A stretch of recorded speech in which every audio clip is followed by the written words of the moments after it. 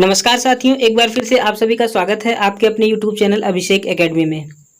दोस्तों, आइए इस वीडियो में हम लोग डिस्कस करते हैं संज्ञा यानी कि नाउन के बारे में।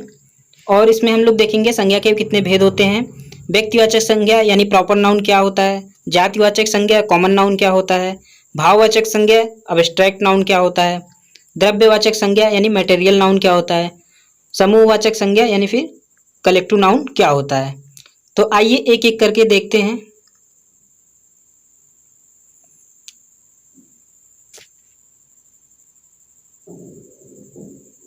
सबसे पहले हम लोग डिस्कस करते हैं संज्ञा किसे कहते हैं।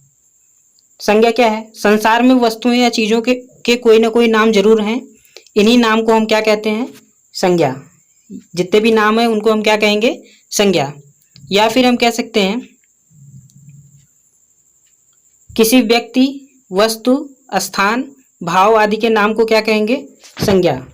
किसी व्यक्ति, वस्तु, स्थान, भाव के नाम को क्या कहेंगे? संज्ञा। जैसे एग्जाम्पल हो गया पत्थर, मनुष्य, मूर्खता, राम, सेना। ठीक है, जितने भी नाम है उसको हम क्या कहेंगे? संज्ञा।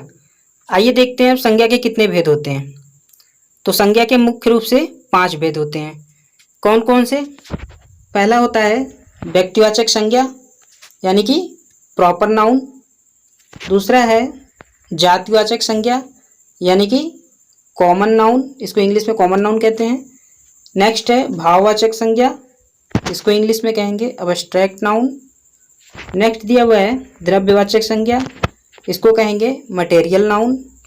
नेक्स्ट है समूहवाचक संज्ञा या फिर इसको कहेंगे हम कलेक्टिव नाउन। ठीक है, तो आइए देखते हैं इसमें बारी बारी से सबके बारे में। पहला दिया हुआ है व्यक्तिवाचक संज्ञा यानी कि प्रॉपर नाउन। व्यक्तिवाचक संज्ञा की बात करें तो किसी व्यक्ति, स्थान या वस्तु का बोध कराने वाली संज्ञा क्या कहलाती है? व्यक्तिवाचक संज्ञा कहलाती है। अर्थात दूसरे शब्दों में अगर हम बात करें तो वह संज्ञा जिससे किसी व्यक्ति विशेष का बोध होता है उसे व्यक्तिवाचक संज्ञा कहते हैं। यहाँ पे एक इंपॉर्टेंट पॉइंट दिया हुआ है, वह संज्ञा जिससे किसी व्यक्ति विशेष का, ये पॉइंट इंपॉर्टेंट है, व्यक्ति विशेष का बोध होता है उसे हम व्यक्तिवाचक संज्ञा कहते हैं। इसका मतलब ये हुआ कि व्यक्तिवाचक संज्ञा वो है जो किसी न किसी विशेष व्यक्ति के बारे में ही बताएगी। जैसे एग्जाम्पल के लिए एग्जाम्पल दिया हुआ है, जैसे हिंदी भाषा तो सभी हैं लेकिन हम पार्टिकुलर क्या पढ़ रहे हैं इसमें? हिंदी। तो हिंदी जो है वो हमारा हो जाएगा प्रॉपर नाउन। अभिषेक, ये भी क्या है? Proper noun. अगर कह दिया जाए लड़का तो वो हो जाएगा कॉमन नाउन। हिमालय क्या है? एक पर्वत है, तो हिमालय पार्टिकुलर नाम है इसलिए क्या हो जाएगा? ये प्रॉपर नाउन। गंगा नदी है, ये भी हो जाएगा प्रॉपर नाउन। लखनऊ एक शहर है इसलिए ये भी हो जाएगा प्रॉपर नाउन। ठीक है, नेक्स्ट दिया हुआ है जातिवाचक संज्ञा यानी कि कॉमन नाउन। कॉमन नाउन क्या होता है? जातिवाचक संज्ञा के नाम से ही पता चल रहा है कि ऐसा वाक्य जिसमें किसी शब्द के किसी स्थान, वस्तु, प्राणी आदि का संपूर्ण बोध होता है उसे हम क्या कहेंगे? जातिवाचक संज्ञा कहेंगे। इसका एग्जाम्पल क्या हो जाएगा? इसका एग्जाम्पल हो जाएगा लड़का, पहाड़, नदी, नगर आदि। ठीक है, तो जातिवाचक संज्ञा क्या होती है? जिससे हमें पूरे जाति का पता चलता है। जैसे लड़का हमने कहा तो लड़का कहने से हमें किसी लड़के के बारे में पार्टिकुलर पता नहीं चल रहा है। अगर हम किसी का नाम ले लें जैसे राम, श्याम, तो ये क्या हो जाएगा? प्रॉपर नाउन यानी कि व्यक्तिवाचक संज्ञा। पहाड़ कहने से हमें किसी पहाड़ के बारे में पता नहीं चल रहा है। अगर हम लोग कह दें हिमालय तो हिमालय क्या हो जाएगा? व्यक्तिवाचक संज्ञा। इसी तरह नदी है, नदी कहने से जितनी भी नदियाँ हैं सभी नदी आ जाएंगी इसके अंदर, इसलिए ये हो जाएगा जातिवाचक संज्ञा। अगर हम पार्टिकुलर किसी नदी का नाम ले लें जैसे गंगा हुआ, यमुना हुआ, तो ये हो जाएगा हमारा प्रॉपर नाउन। ठीक है, नगर है, इसी तरह से नगर की बात की जाए तो जितने भी नगर हैं, नगर कहने से पूरे नगर आ जाएंगे इसमें। लेकिन अगर बात कर दी जाए कानपुर, लखनऊ, इलाहाबाद, तो ये सारे हो जाएंगे हमारे व्यक्तिवाचक संज्ञा। नेक्स्ट देखते हैं इसमें दिया हुआ है भाववाचक संज्ञा। भाववाचक संज्ञा क्या होती है? वह शब्द जिससे हमें भावना का बोध होता है उन शब्दों को भाववाचक संज्ञा कहा जाता है। अर्थात वह शब्द जो किसी पदार्थ या फिर चीज का भाव, दशा या अवस्था का बोध कराती है। किसका? भाव का, दशा या फिर अवस्था का बोध कराती है उन्हें हम क्या कहते हैं? भाववाचक संज्ञा कहते हैं। ठीक है, इसके एग्जाम्पल देख लेते हैं। जैसे दिया हुआ इसका एग्जाम्पल,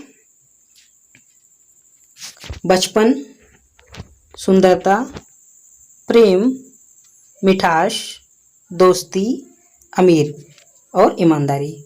इन सब से हमें क्या पता चल रहा है? इन सब से हमें भाव स्पष्ट हो रहा है। जैसे सुंदरता हुआ, प्रेम हुआ, मिठास हुआ, ये सारी चीजें जिसमें आएंगी वो हो जाएगा हमारा भाववाचक संज्ञा। नेक्स्ट देखते हैं द्रव्यवाचक संज्ञा, यानी कि मटेरियल नाउन। ये क्या होता है? वह शब्द जो किसी तरल, ठोस, अधातु, धातु, पदार्थ, द्रव्य आदि का बोध कराते हैं, उन्हें हम क्या कहते हैं? द्रव्यवाचक संज्ञा कहते हैं। इसका एग्जाम्पल क्या हो जाएगा? ऐसी चीजें जो मटेरियल हैं, जैसे सोना हुआ, ये भी एक मटेरियल है एक तरह से। नेक्स्ट है चांदी। चांदी की बात करें तो ये भी हो जाएगा लकड़ी, अन्न, दूध, पानी, सारा का सारा क्या हो जाएगा? मटेरियल नाउन में आएगा, यानी कि द्रव्यवाचक संज्ञा। नेक्स्ट दिया हुआ है इसमें समूहवाचक संज्ञा, कलेक्टिव नाउन। ये क्या होता है? वह शब्द जिससे किसी वस्तु या व्यक्ति के समूह होने का बोध होता है, उन्हें हम क्या कहते हैं? समूहवाचक संज्ञा कहते हैं उन्हें। ठीक है, इसमें क्या होता है? ये ग्रुप की बात करता है। जैसे ये हो गया, जैसे सेना, पुलिस, परिवार, सभा, कक्षा, टीम। तो सेना हुआ, पुलिस हुआ, परिवार, परिवार क्या है? सदस्यों का ग्रुप होता है। इसी तरह कक्षा है, लड़के और लड़कियों का ग्रुप होगा। टीम, टीम में खिलाड़ियों का समूह होता है। ठीक है, तो इस तरह से हमने देखा संज्ञा और संज्ञा के भेद के बारे में। ठीक है, तो हमने क्या क्या जाना? संज्ञा किसे कहते हैं इसके बारे में पढ़ा, संज्ञा के भेद के बारे में पढ़ा, 5 भेद होते हैं उसके। फिर व्यक्तिवाचक संज्ञा के बारे में क्या होता है? व्यक्तिवाचक संज्ञा वो होती है जिससे किसी विशेष व्यक्ति के बारे में पता चलता है। जातिवाचक संज्ञा ऐसी संज्ञा होती है जिससे पूरी संपूर्ण जाति का बोध होता है। भाववाचक संज्ञा क्या होती है? ऐसी संज्ञा जिससे किसी चीज के भाव, दशा, अवस्था का बोध होता है, उसे भाववाचक संज्ञा कहते हैं। और द्रव्यवाचक में क्या था? मटेरियल, यानी जो किसी धातु, पदार्थ, द्रव्य आदि का बोध कराता है, उसे हम क्या कहते हैं? द्रव्यवाचक संज्ञा कहते हैं। और समूहवाचक में क्या था?